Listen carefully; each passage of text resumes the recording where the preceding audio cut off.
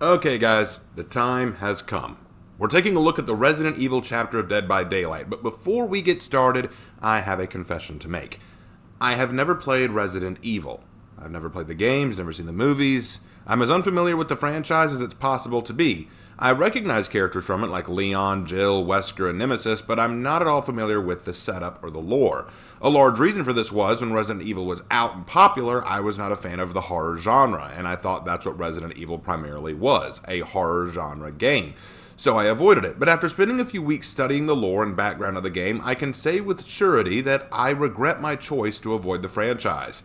At some point, I'm going to need to actually play these games because they look and sound pretty awesome. Now, normally I would break down the full lore in these videos, but there's just so much lore and background information in Resident Evil that to do that would quite frankly take several hours. So let's make things simpler. I'm going to talk about the two survivors who came out with Resident Evil's chapter, Jill Valentine and Leon Kennedy.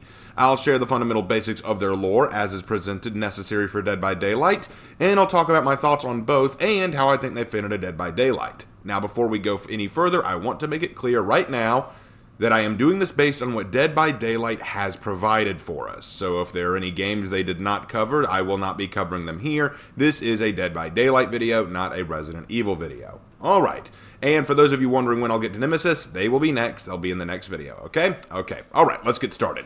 Let's start with Jill Valentine. Jill is a highly trained and tenacious woman with not just military experience, but Delta Force training. Although Delta Force doesn't enlist women, she was allowed the opportunity to undergo training, and she would have to put this training to good use in the future for certain.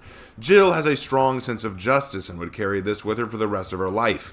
In 1996, Albert Wesker reached out to Jill to join the Special Tactics and Rescue Services, or STARS, of the Raccoon Police Department, or RPD for short. She would make several friends among the STARS operatives, and by 1998 would be part of an alpha team of the STARS unit.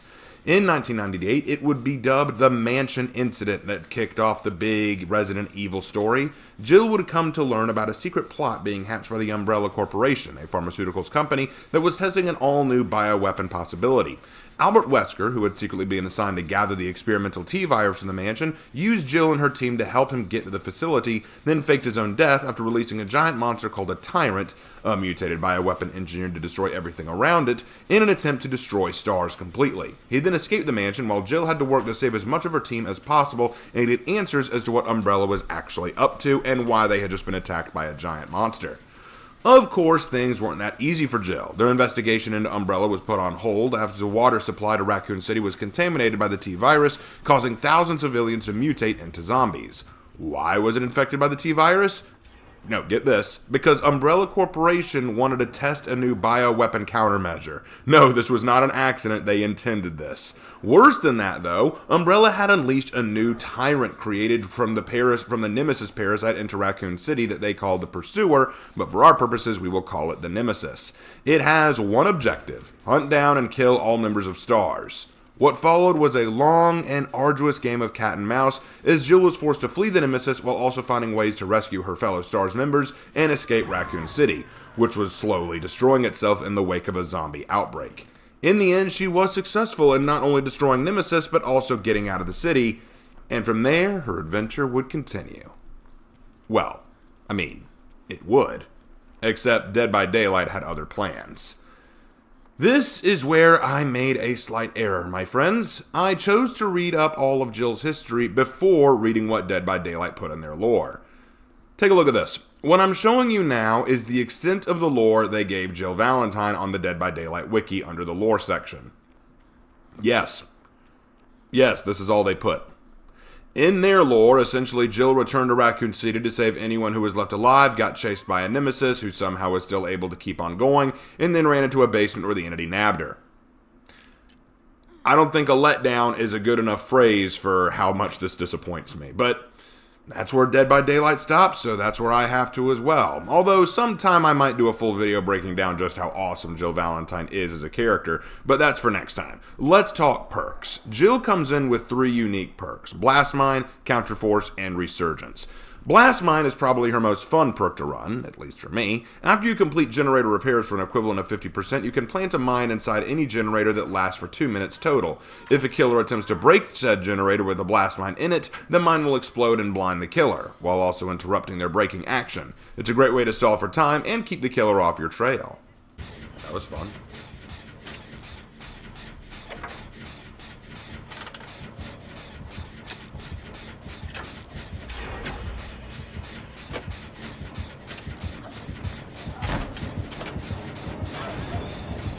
Run! Why would you do that to me?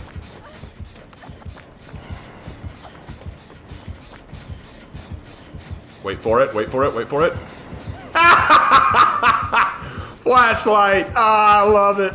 Counterforce allows Jill to cleanse totems 20% faster than normal, and for each totem you cleanse, you stack an extra 20% speed boost onto that. After you cleanse a totem, you can see the furthest totem from you glowing for 4 seconds. I do like this perk when I have totem cleansing orders, but otherwise it's not all that useful. I guess the idea was that it's supposed to be about Jill taking on a killer's support, but unless the totems are hex totems, it's not all that helpful, unless, again, you have an order to do this.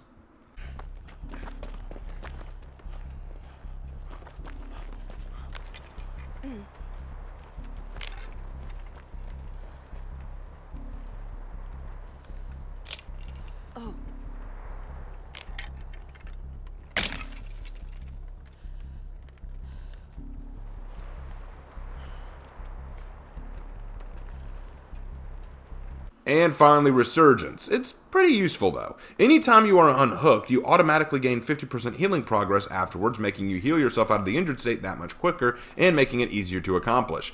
I do like this because it means I can just get back to work a lot faster once I'm unhooked. So this is a pretty good perk to run, I gotta say.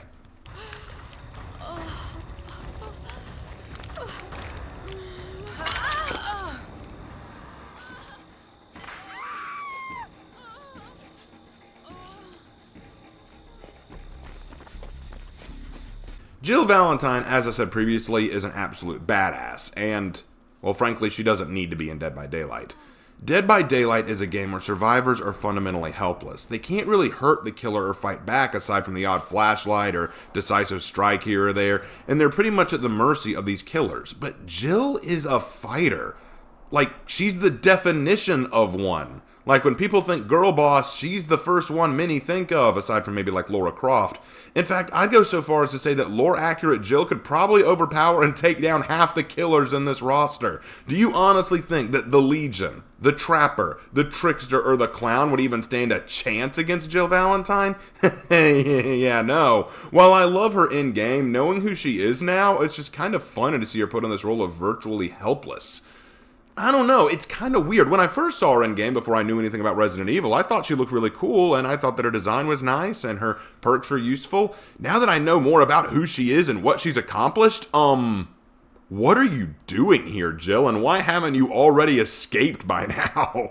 But anyway, that's Jill. Let's move on to Leon S. Kennedy. Leon's life was not an easy one. After losing his family at a young age, he was orphaned, but then taken in and helped by a police officer, inspiring him to become a cop himself. After graduating the academy at 21 years of age, he immediately sought assignment with the RPD. His first day on the job, well, okay, let's be fair, it could have been better. I mean, all things considered, it was the 1998 incident where we literally just got done talking about with Jill, right? You know, a city overrun with zombies.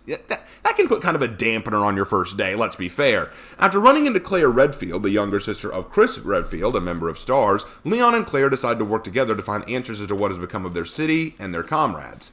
And, once again, it's kind of where Dead by Daylight leaves the lore open. No, I'm not kidding. Again, take a look. They don't go into the meeting with Ada Wong, or Sherry, or what happened to Sherry, or the splitting up between Claire and Leon, or any of that. Nope. Nope, that's it. That's all. You know, I feel almost silly having read so much of Leon's lore, because Leon, as he is first introduced, is kind of a goof. And what I mean by that is he's a bit of a wuss at first. And I'm not blaming him for this. It makes sense. He's a rookie cop, and it's his first day on the job, and he's having to fight his way through a zombie-infested city. Considering all he had to deal with for his first day, he did admirably well. But at the same time, the games continue to turn this dude into an absolute badass. And of course, you know, he hooks up with Ada Wong. You know, I'm kind of shipping that, let's be real. But beside the point, I'm sorry, but because this is a Dead by Daylight video, I do have to end it there. I can't go any further into the lore because that would ruin it for fans of the Resident Evil series, and I want people to get into this game. I want to get more into this game. I really want to play these games now, so I don't want to ruin any more of the lore for you guys, so I'm just giving you what Dead by Daylight has allowed me to give you, and there's just so much more I'd like to get into. Oh well, that's what it is. Sorry, gang. Yeah, alright, let's talk about perks. Leon uses Bite the Bullet, Flashbang, and Rookie Spirit. Bite the Bullet ensures that while you are being healed or healing someone else, noises you would make are reduced in sound, and any failed skill checks while healing makes no sound, and they also only suffer a penalty of 1% progress. Think of it like Technician, but for healing. It's a way to ensure you heal others in a more safe manner. It's okay. I'm fine with it. Flashbang is a perk that I should love, but I don't. So, after completing 50% repairs on generators, you can hide in a locker and craft a flashbang grenade that you can carry with you. Now, before anyone suddenly says, "Oh, dude, that's awesome," bear in mind, you cannot throw this flashbang. No, see, that would be helpful. No, you just drop it wherever it is you're standing or running when you hit the release button. That means if you're being chased, you'll drop it at your feet while running. Well, you better pray the killer doesn't, you know, run right past it while chasing you, or happen to look the other way, because the flashbang takes a second or two to go off, so if the killer's right behind you, it's not going to do anything to him. See, to quote Russian Badger in his video on Yang, the biggest problem with this perk comes down to one word and one word only: consistency. Sometimes you drop this thing at the perfect loop and nothing happens. Sometimes you drop it in front of the killer while picking up a survivor and nothing happens. But then there are other times, usually when I'm the one playing killer, and a survivor just puts it down literally yards away and you're blinder than Ray Charles. At least with Jill's blast mine, the mine is guaranteed to blind the killer if they kick the generator. Meanwhile, Leon's grenade requires the intervention of God himself. I'd rather not run this perk if I could avoid it, because a flashlight would be far more consistent.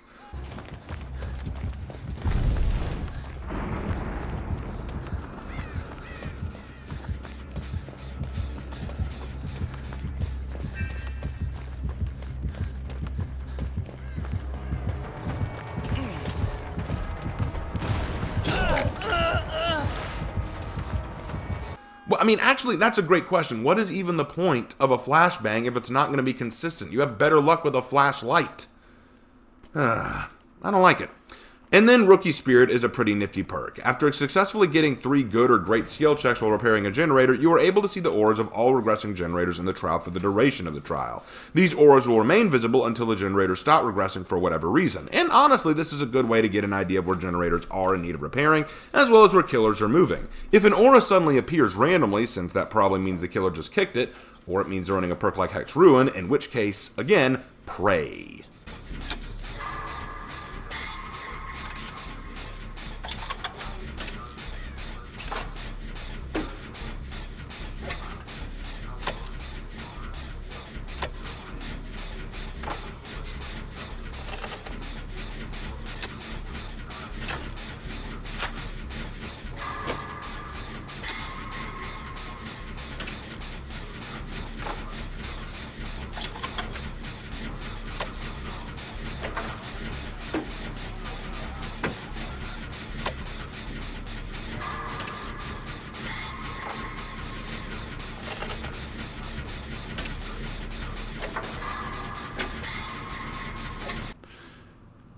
But that's Leon. So after going over all of this, what do I have to say about Jill and Leon in this game? Frankly, I'm a bit disappointed. Not at Resident Evil. If anything, I'm slowly growing a fondness for the lore and games. I need to get the games and play them myself now. They look like fun, but their inclusion in this game feels weak. Jill and Leon feel out of place in a world where they can't fight back. It's like watching a virtual badass run away in terror from a kid with a knife, because that's what it looks like when I watch Jill Valentine run away from a Legion. God, that's just painful now. Knowing what Jill Valentine has had to endure, knowing what Leon has fought through, and then seeing them get chased by literal groups of teenagers with knives, are you serious? Plus, given the huge lore that Resident Evil has, I was thinking there could be more creative ways to implement these two. But, you know what, to be fair, it would have been really hard regardless. And, like, you know what, for those who are having trouble thinking of it, think of it like this. Imagine making Goku a survivor. Yes, from Dragon Ball Z, imagine making Goku a survivor. Running away for his life from these villains who you know he would have no problem bodying. That's the same way I feel looking at Jill and Valentine being survivors here. I'm kind of like, you should have no problem dealing with Legion, or Trickster, or Trapper, or Clown, or Deathslinger, or any of these other normal human opponents who just happen to be sociopathic killers. Considering what they fought, it's like, really? And like I said, the fact that there's so much lore in Resident Evil, I kind of got obsessed with going through the wiki and looking up forums and stuff about different things about the T-Virus, the G-Virus, Albert Wesker, Umbrella Corporation, RPD. It's all really cool. It's really cool stuff. I kind of want to play these games now. Sometime I might get a game and like stream myself playing it for the first time. It would be a lot of fun. Daniel, if you're watching this video, you're gonna be with me on that stream because you've been really getting me into the lore, man. But looking at this now, it's like, it's just hard to read this because it's like you only went through like the lore of 2 games. That's it. Look, I can't really fault them. I can't fault them because it's very hard to take an action-oriented game like Resident Evil and integrate it into Dead by Daylight, which is a asymmetrical survivor horror game. I can't be too upset. I've been introduced to something pretty awesome through this. If I had never gotten this chapter in Dead by Daylight, I may never have even looked at Resident Evil. So I'm grateful it's here. But knowing what it is now, you can understand where I'm kind of going meh at it. Oh, and before we conclude, before we wrap things up, I need to say this for the record. The Claire Redfield skin for Jill is unquestionably superior to the Jill look. You can fight me on this if you want to, but I escaped 3 trials with the skin and pulled off the best evasion of an Oni in my entire history with this game. Claire for the win, baby.